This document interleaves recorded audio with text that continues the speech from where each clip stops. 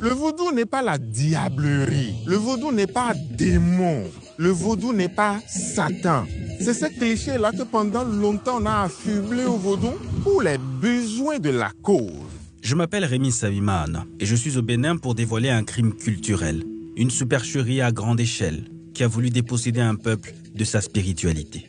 C'est un peu comme si on décide de te séparer de ton souffle, De ton toit. de ton toit. C'est ta substance. Je vais remonter l'histoire pour vous expliquer pourquoi toute une culture a été salie. On nous a traités de païens, de sauvages, de barbares, et on nous a fait croire qu'on nous apportait justement une religion qui apportait l'universalité, l'essence même de l'être humain, en nous faisant croire que nous n'avions pas d'humanité. Or, nous le savons, c'était un pur mensonge. Diaboliser pour mieux remplacer. Fermer les temples pour ouvrir les églises. Si vous regardez bien, à ma droite, vous avez un temple vaudou, c'est le temple de Python. Et si je me retourne à ma gauche, juste en face, vous avez une église catholique, et c'est la basilique Notre-Dame de l'Immaculée Conception de Ouidah.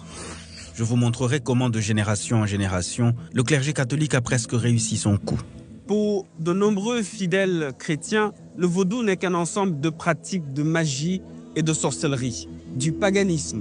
Du moins, c'est ce qu'on leur a toujours prêché. On leur a fait croire que c'est en allant dans les autres confessions que, bon, on est quelqu'un dans la cité. Ce sont là les vecteurs de l'aliénation qui, malheureusement, continuent de tenir certains de nos compatriotes dans les chaînes. Mais malgré tout, le vaudou a résisté à l'esclavage, à la colonisation et au prosélytisme des religions venues d'ailleurs. Il n'y a pas de maison au Bénin ici où il n'y a pas de vaudou. Ce n'est pas possible. Je suis allé jusqu'au fin fond de la forêt sacrée pour rencontrer les érudits qui l'ont étudié, le pratiquent et l'enseignent. Le vaudou, c'est une religion comme toute autre religion. J'ai suivi la route de ces couvents, là où il s'assume et veut se montrer tel qu'il est. C'est notre culture, c'est notre richesse, on ne pourra pas nous l'arracher. Donc, nous allons le révéler au monde, mais sous son vrai visage. Je veux le voir de mes propres yeux, le toucher, le connaître et comprendre pourquoi les Béninois y sont si attachés. Chaque grande religion a son berceau. Pour l'islam, c'est la Mecque. Pour la religion chrétienne catholique, c'est Rome. Et il se trouve que le Bénin est le berceau du vaudou.